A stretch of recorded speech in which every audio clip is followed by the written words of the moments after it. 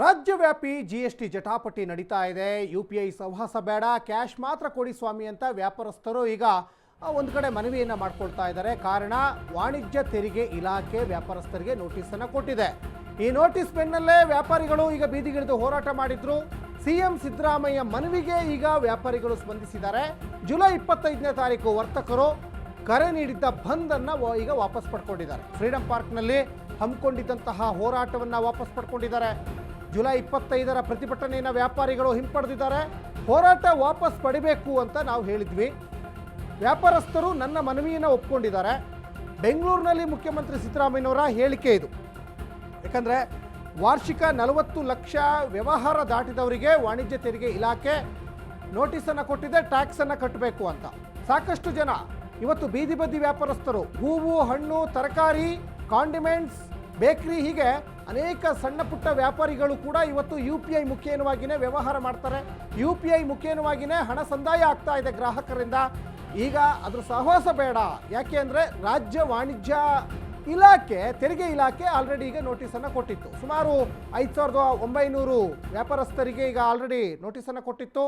ಈ ಹಿನ್ನೆಲೆಯಲ್ಲಿ ಎಲ್ಲರೂ ಕೂಡ UPI ಸಹವಾಸ ಬೇಡ ಅಂತ ಹೇಳಿಬಿಟ್ಟು ಕ್ಯಾಶ್ ಮೊರೆ ಹೋಗಿದ್ರು. ಅಂದರೆ ನಮಗೆ ಕ್ಯಾಶ್ ಮಾತ್ರ ಕೊಡಿ, UPI ಸಹವಾಸ ಬೇಡ, ನೋ UPI ಓನ್ಲಿ ಕ್ಯಾಶ್ ಅಂತ ಸಾಕಷ್ಟು ಬೀದಿ ಬದಿ ವ್ಯಾಪಾರಸ್ಥರು, ಬೇಕ್ರಿ, ಕಾಂಡಿಮೆಂಟ್ಸ್, ಹೂವು, ಹಣ್ಣು, ತರಕಾರಿ ವ್ಯಾಪಾರಸ್ಥರು ಪ್ರತಿಯೊಬ್ಬರು ಕೂಡ ಫ್ರೀಡಂ ಪಾರ್ಕ್ನಲ್ಲಿ ಇವತ್ತು ಬೀದಿಗಿಳಿದು ಹೋರಾಟವನ್ನು ಮಾಡಿದರು. ಜೊತೆಗೆ ಜುಲೈ 25ನೇ ತಾರೀಕು ಒಂದು ಬೃಹತ್ ಮಟ್ಟದ ಪ್ರತಿಭಟನೆಗೂ ಕೂಡ ಮುಂದಾಗಿದ್ದರು ವ್ಯಾಪಾರಸ್ಥರು. ಈಗ ಸಿದ್ದರಾಮಯ್ಯನವರು ವ್ಯಾಪಾರಸ್ಥರ ಮನವಿಗೆ ಸ್ಪಂದನೆಯನ್ನು ಕೊಟ್ಟಿದ್ದಾರೆ ಅನ್ನೋದು ಇಲ್ಲಿ ಗೊತ್ತಾಗ್ತಾ ಇದೆ. ಸಿದ್ದರಾಮಯ್ಯನವರು ಇದ್ರ ಬಗ್ಗೆ ಒಂದು ಸೂಕ್ತ ನಿರ್ಧಾರಕ್ಕೆ ಬರ್ತಾರೆ ಅನ್ನುವಂತಹ ಒಂದು ನಿರೀಕ್ಷೆಯಲ್ಲಿ ಇವತ್ತಿನ ಹೋರಾಟವನ್ನು ಮೊಟಕುಗೊಳಿಸಿದ್ದಾರೆ. 25ನೇ ತಾರೀಕು ನಡೀಬೇಕಾದಂತಹ ಹೋರಾಟವನ್ನು ನಿಲ್ಲಿಸುವ ಸಾಧ್ಯತೆ ಕೂಡ ಕಂಡು ಬರ್ತಾ ಇದೆ ಅನ್ನೋದು ಇಲ್ಲಿ ಗೊತ್ತಾಗ್ತಾ ಇದೆ. ಸಿದ್ದರಾಮಯ್ಯನವರು ಈ ಬಗ್ಗೆ ಮಾತಾಡಿದ್ದಾರೆ, ಬನ್ನಿ ನೋಡ್ಕೊಂಬರೋಣ. ಮೀಟಿಂಗ್ನಲ್ಲಿ ಒಪ್ಕೊಂಡಿದ್ದಾರೆ. 3 ವರ್ಷದ್ದು ಅರಿಯರ್ಸ್ ಎಲ್ಲ ಅದನ್ನು ಪರ್ಸ್ಯೂ ಮಾಡಲ್ಲ ಅಂತ ಹೇಳಿದ್ದೀವಿ. 3ನೇದು ಸಹಾಯವಾಣಿ ಮಾಡ್ತೀವಿ ಅಂತ ಹೇಳಿದ್ದೀವಿ. 4ನೇದು ಎಕ್ಸೆಂಪ್ಟೆಡ್ ಗೂಡ್ಸ್ಗೆ ರಿಜಿಸ್ಟ್ರೇಷನ್ ಆಗಬೇಕಾಗಿಲ್ಲ ಅಂತ ಹೇಳಿದ್ದೀವಿ. ಸೊ ಇದಕ್ಕೆಲ್ಲ ಅವರು ಒಪ್ಕೊಂಡಿದ್ದಾರೆ. ಇವತ್ತಿನ ಮೀಟಿಂಗ್ನಲ್ಲಿ ಒಪ್ಕೊಂಡಿದ್ದಾರೆ. 3 ವರ್ಷದ್ದು ಅರಿಯರ್ಸ್ ಎಲ್ಲ ಅದನ್ನು ಪರ್ಸ್ಯೂ ಮಾಡಲ್ಲ ಅಂತ ಹೇಳಿದ್ದೀವಿ.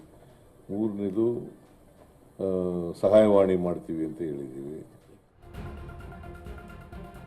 ಇನ್ನು ದಿನನಿತ್ಯ ಬಳಸುವ ಅಗತ್ಯ ಸೇವೆಗಳಿಗೆ ಯಾವುದೇ ತೆರಿಗೆ ಇಲ್ಲ. ಬ್ರೆಡ್, ಹಾಲು ಮತ್ತು ಆಹಾರ ಪದಾರ್ಥಗಳಿಗೆ ತೆರಿಗೆ ಇಲ್ಲ. ಇನ್ನು ಮುಂದೆ GST ನೋಂದಣಿ ಕಡ್ಡಾಯ ಅಂತ ಸಿದ್ದರಾಮಯ್ಯನವರು ಹೇಳ್ತಾ ಇದ್ದಾರೆ. ಇದುವರೆಗೂ ಆಗಿದಾಯಿತು, ಇನ್ನು ಮುಂದೆ GST ಕಡ್ಡಾಯ.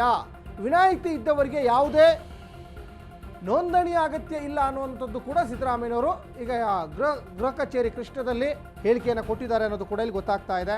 ಅಂದರೆ ಇದುವರೆಗೂ GST ಜಾರಿಗೆ ಬಂದಲಿಂದನೂ ಕೂಡ ಹಾಲು, ಮೊಸರು, ಬೆಣ್ಣೆ, ತುಪ್ಪ ಇತ್ಯಾದಿ ವಸ್ತುಗಳಿಗೆ, ಅಂದರೆ ಅಗತ್ಯ ವಸ್ತುಗಳಿಗೆ GST ವ್ಯಾಪ್ತಿಗೆ ಬಂದಿರಲಿಲ್ಲ ಅದು. ಅಂದರೆ ಈಗ ಹಾಲು ಉತ್ಪಾದಕರಿಗೆ, ಹಾಲು ಮಾರಾಟಗಾರರಿಗೆ ಈಗ GST ಒಂದು ಕಡೆ ವಾಣಿಜ್ಯ ತೆರಿಗೆ ಇಲಾಖೆ ನೋಟಿಸ್ ಕೊಟ್ಟಿರೋದ್ರಿಂದ ಹಾಲು ವ್ಯಾಪಾರಸ್ಥರು ಕೂಡ ಕಂಗಾಲಾಗಿ ಹೋಗಿದ್ರು. ನಿನ್ನೆ ಒಬ್ಬರು ಹಾಲು ವ್ಯಾಪಾರಸ್ಥರಿಗೆ 1,03,00,000 ತೆರಿಗೆ ಕಟ್ಟಬೇಕು ಅಂತ ವಾಣಿಜ್ಯ ತೆರಿಗೆ ಇಲಾಖೆಯಿಂದ ನೋಟಿಸ್ ಕೂಡ ಹೋಗಿತ್ತು. ಹಾಗಾಗಿ ಕಂಗಾಲಾಗಿಬಿಟ್ಟಿದ್ರು ಹಾಲು ವ್ಯಾಪಾರಸ್ಥರು, ಬೀದಿ ಬದಿ ವ್ಯಾಪಾರಸ್ಥರು, ಹೂವು, ಹಣ್ಣು, ತರಕಾರಿ ಈ ಥರ ವ್ಯಾಪಾರ ಮಾಡೋರೆಲ್ಲ ಆಲ್ಮೋಸ್ಟ್ UPI ಕಡೆ ಬೇಡವೇ ಬೇಡ, ನಮಗೆ UPI ಸಹವಾಸವನ್ನೇ ಬೇಡ ಅಂತ ಹೇಳಿಬಿಟ್ಟು ಒಂದು ಕಡೆ ಕಂಗಾಲಾಗಿ ಹೋಗಿದ್ರು. ಈಗ ಸಿದ್ದರಾಮಯ್ಯನವರು ಅವರಿಗೊಂದು ಭರವಸೆ ಕೊಟ್ಟಿದ್ದಾರೆ. ಅಂದರೆ ಇನ್ನು ಮುಂದೆ GST ವ್ಯಾಪ್ತಿಗೆ ಒಳಪಡಬೇಕು. ಈಗ ಸದ್ಯಕ್ಕೆ ಹಾಲು, ಮೊಸರು, ಅಗತ್ಯ ವಸ್ತುಗಳಿಗೆ GST ಇಲ್ಲ ಅಂತ. ಈ ಬಗ್ಗೆ ಹೆಚ್ಚಿನ ಡೀಟೇಲ್ಸನ್ನು ನಮ್ಮ ಪ್ರತಿನಿಧಿ ಮಹೇಶ್ ಹೆಚ್ಚಿನ ಡೀಟೇಲ್ಸನ್ನು ಕೊಡ್ತಾ ಹೋಗ್ತಾರೆ.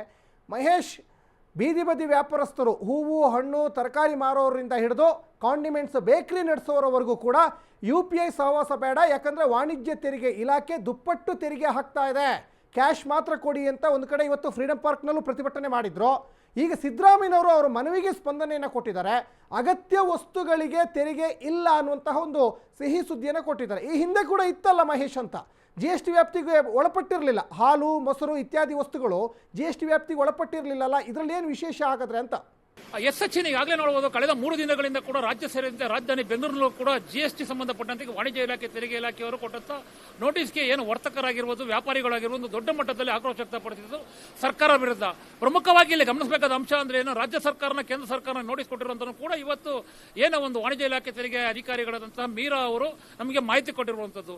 ಇದು ಪ್ರಮುಖವಾಗಿ ಇದು ರಾಜ್ಯ ಸರ್ಕಾರ, ಕೇಂದ್ರ ಸರ್ಕಾರನಲ್ಲ, ಇದು ನಮ್ಮದೇ ಒಂದು ಮಂಡಳಿ. ಇದು ಜಿಎಸ್ಟಿಗೆ ವ್ಯಾಪ್ತಿ ಪಡುವ ಎಲ್ಲ ವ್ಯಾಪಾರಸ್ಥರಿಗೂ ಕೂಡ ನಾವು ನೋಟಿಸ್ ಕೊಡ್ತೀವಿ. ಅಂದ್ರೆ ಏನು ತೆರಿಗೆ ಕಟ್ಟಿಲ್ಲ ಅವರೆಲ್ಲರೂ ಕೂಡ ನಾವು ನೋಟಿಸ್ ಕೊಡ್ತೀವಿ ಅಂತ ಕೂಡ ಈಗಾಗಲೇ ಸಮಂಜಸ ಕೊಟ್ಟಿರುವಂತದ್ದು.